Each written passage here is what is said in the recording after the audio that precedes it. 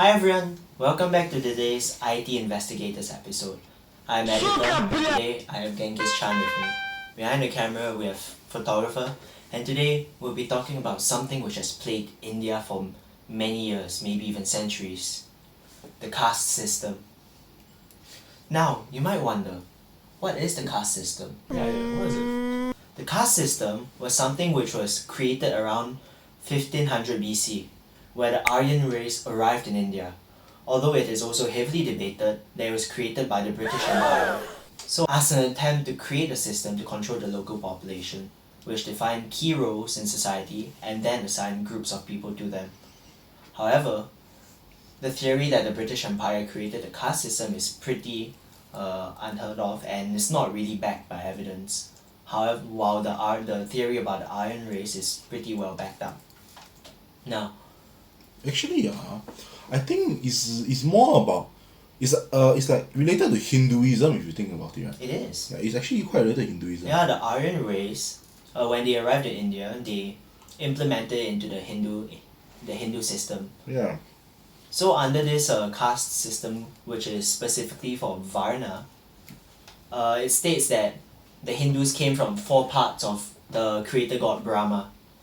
Brahmins, who were the top caste, came from the head of Brahma, and were intellectuals and were assigned to the roles of teachers and priests. The next caste would be the Kshatriyas, who came from Brahma's shoulders or arms, and were warriors and rulers.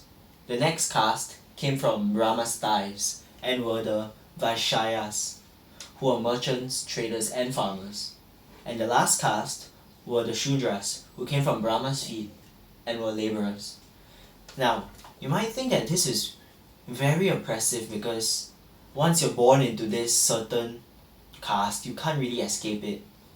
Now, in these main castes were further divided into 300 subcastes and 25,000 more castes, so as to diversify the jobs that these people had to take during those times.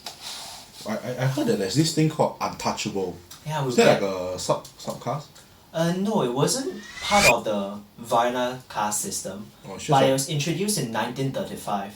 so it's just like an additional Yeah. one to separate the. Mm. Okay.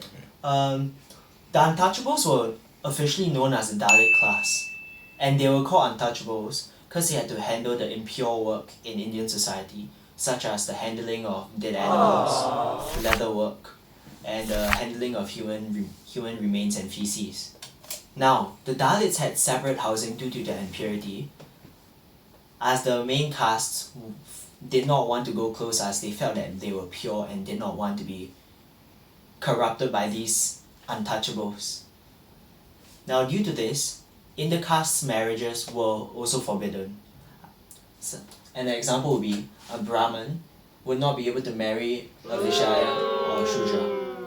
While Actually, it is possible, but the lower class is usually based on gender. If it's the higher class man who wants to marry the lower class woman, then the lower class woman have to pay a huge sum of money to the male's family to have a chance to go into the male's family and jump to higher class. But if it's a higher class woman who want to marry a lower class man, right? There have been cases in India where the higher class woman's family just straight up murdered the woman as a form of honor killing. Like, you are like a disgrace to our family. Yeah, that's true because women are very discriminated against in India itself. Especially if you're untouchable, as a Dalit woman, you would face twofold oppression, and in some cases, the Indian government would close one eye if you're beaten and gang raped, which is what happens in India today. Now, the Dalit children are also segregated into different schools, and even if they went to the same school as those with higher castes, they weren't allowed to sit at the same table as these higher caste children, and they were denied midday meals, which was a necessary thing in India. Really, deprivation of food. Back then, when the Indians had their king, the Indians of a lower caste could approach the Indian king and ask to be elevated to a higher caste, and they allowed such cases to happen. There were cases where the Shudras were promoted to Vaishya, and so on and so forth. You could also be promoted to a Brahmin. But now the Indian government doesn't let you change the caste, as they don't believe in caste, as the constitution they have right now states that the caste system is no longer in place. Although society still views the caste system as important, it is fading out slowly but surely. Actually, if you think about it, I think this is like the caste system, right? Actually, is not per se like a bad thing last time. Like it was actually like the Hinduism thing. Like it was normal, like what Xavier said, you are allowed to get promoted as long as you do something good to society. Yeah. But the British government, I think what they did was, they set the idea that if you are born into class, you are fixed. So they can maintain a hierarchy where at the top, they can control the people at the top. So the bottom people will just be continuously working for them. And then if they control the top, so they basically control the country. So I think this is their British approach. I think that's why the Dalit class was also created, so that these four castes would feel very Like superior. no, they will appreciate the British government, because the Shudras, if they were still at the bottom caste, they will feel resentment towards the British people, because we didn't do anything, we were just born into it, but yet we were being oppressed by the three castes above us. What did we do wrong? But with the addition of the Dalit class, the Shudras could in turn turn their hatred towards these the Dalit people. Oh, so this is basically find another target. To target the hate. Yeah. And because these Dalit people were not given access to education, they wouldn't know that the British government was the one who set this up, and would in turn think, oh, my Brahma has stated that I will forever stay in this class. Actually, the ideology they was giving is not less of that. They say, right, you must do good in your current life.